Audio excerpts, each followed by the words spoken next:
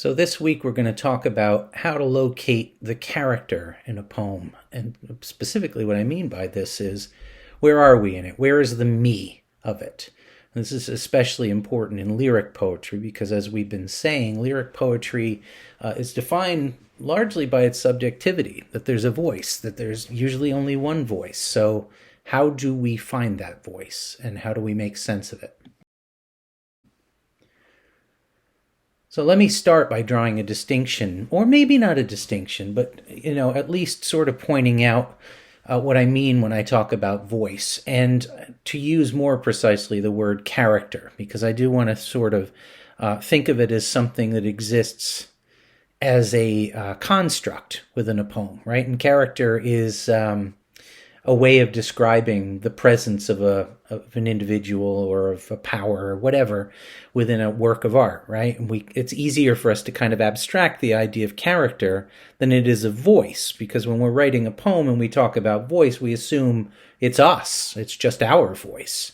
But when we talk about it in terms of character, then our relationship to it can change a little bit.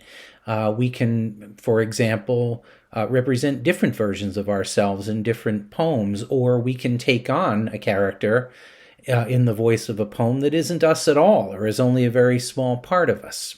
So I want to start by sort of identifying what we mean by both of these terms, but there is a preference here for character. First, it's the person behind the words on the page, right? Character in the sense that we sort of understand, or voice, in the sense that we understand that there is some personality there. There's a presence, right? That's pushing those words onto the page, that is saying something. Since a poem never exists completely in the abstract, it's also always something that's being compelled along by some force.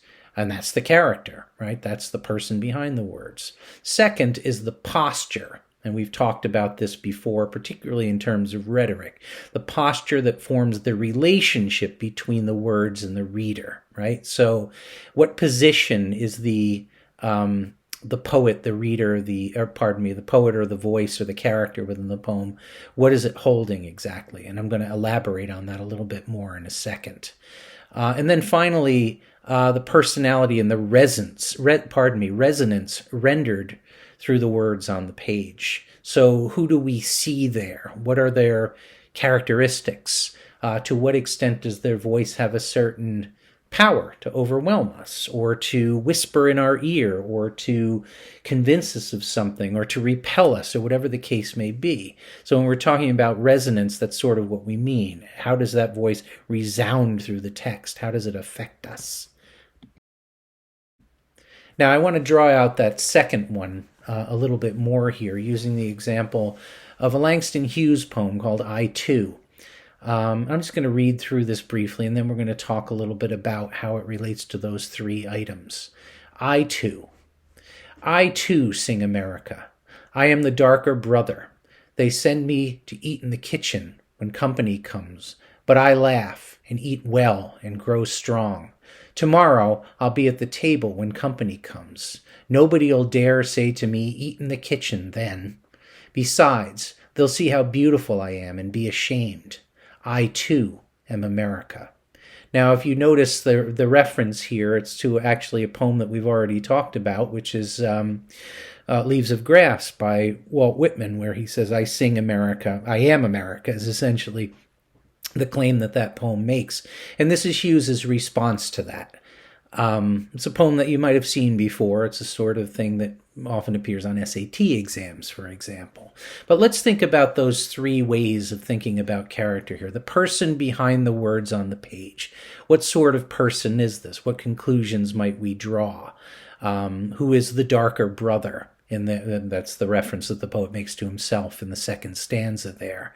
Who laughs, who eats well, who tomorrow no one will dare to say, eat in the kitchen.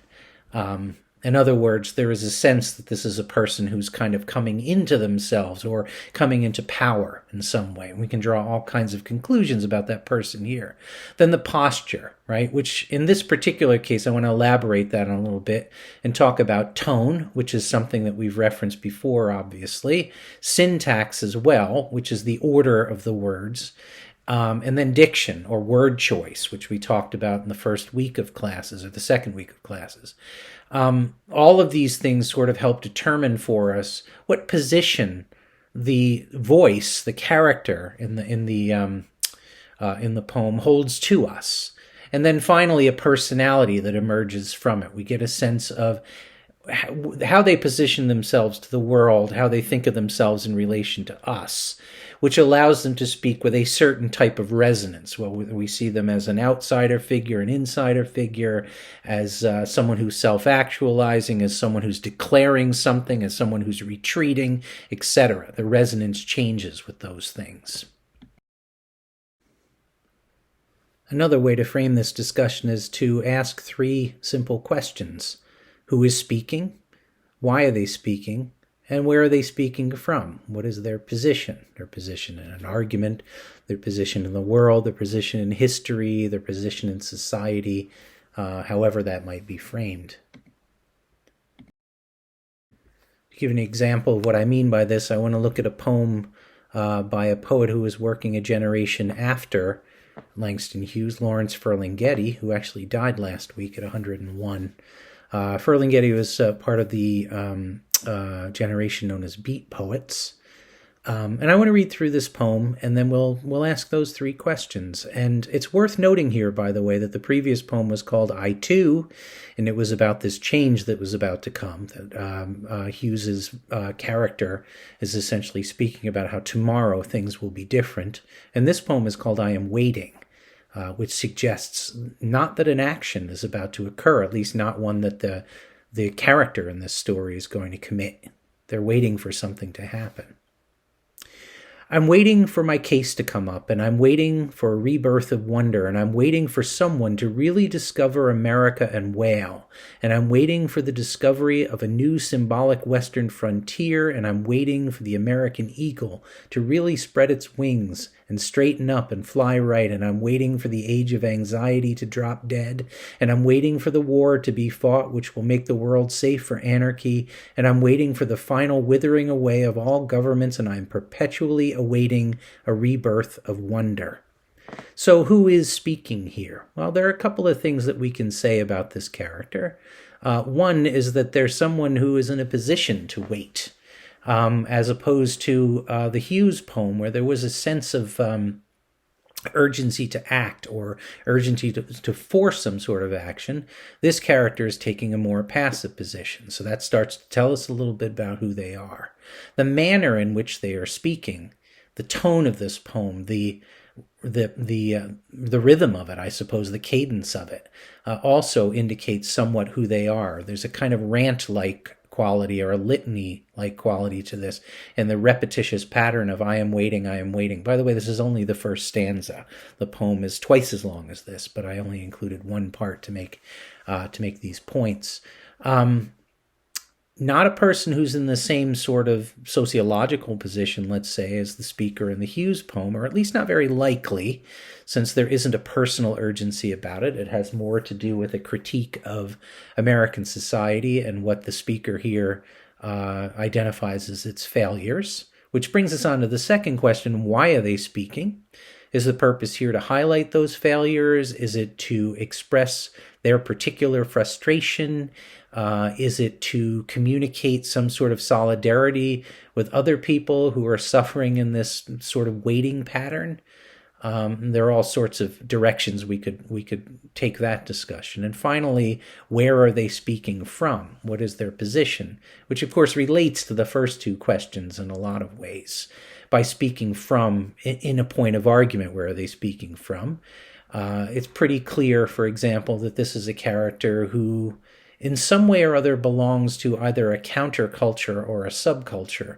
In other words, someone who separated themselves out from that America that they speak to here, and they're waiting for that America to maybe catch up with them, or to resolve certain questions for them, or to live up to their higher aspirations, or whatever the case may be. But it's a poem that sort of establishes this character as standing, if not in opposition to America, off at a distance looking at it and saying, okay, when are you going to get your act together, essentially?